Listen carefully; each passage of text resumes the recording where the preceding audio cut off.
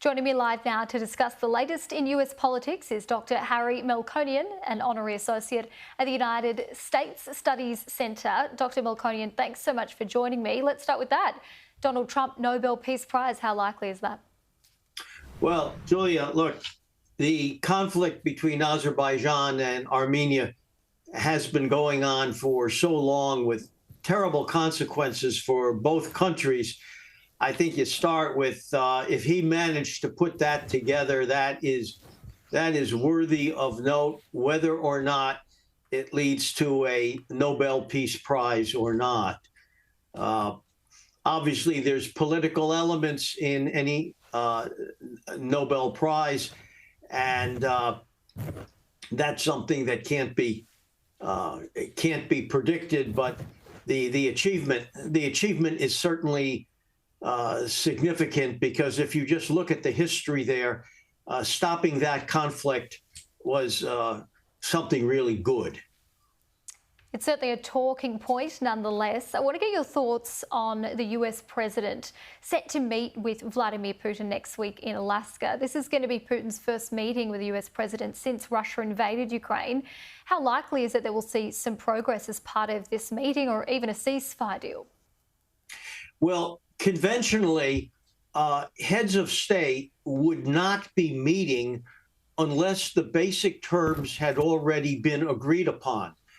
In other words, they don't meet to sit down and be working out fundamental terms. But Donald Trump and Vladimir Putin are not conventional leaders. So I can't say with any confidence that an agreement was already reached in principle, and now they just have to smile and shake hands. Can't predict that.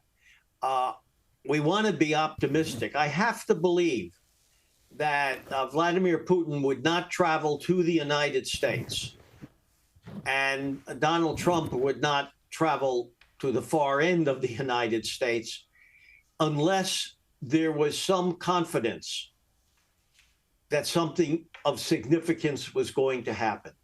And Trump made specific mention that President Zelensky was going back to his government to get certain authority.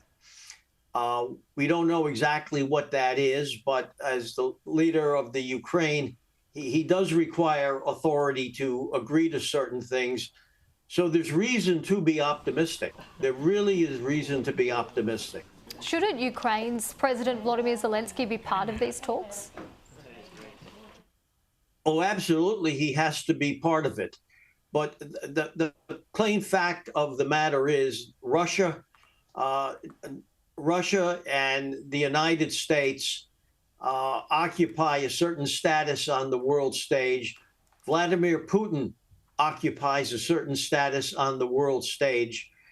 And it's not altogether unreasonable for that meeting between Trump and Putin to occur first. Putin potentially wants Ukraine to make major territorial concessions, including handing over the Donbas region of Ukraine's east to Russia as part of a deal, a demand Ukraine is very unlikely to accept. So could Putin budge on this? Is this going to be part of it, do you think?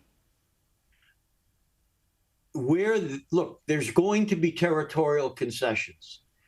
Anyone with any realism understands that. Look, Russia was in the wrong, but they waged a war, and they did conquer certain lands, and they have occupied them. Where that boundary is going to be, these three have to reach agreement. And I don't think it's premature to be saying where the line is going to be drawn. And it's also it's not helpful to be saying, well, there shouldn't be any territory because they were in the wrong. We have to, Donald Trump and Vladimir Putin, and I think President Zelensky are enough political realists to understand you have to work with the world as it is. And as it is, Russia has occupied a substantial piece of the Ukraine. where the final peace will be, I suspect will be something, perhaps something less than what they've already occupied. But Russia will end up with some piece of that land.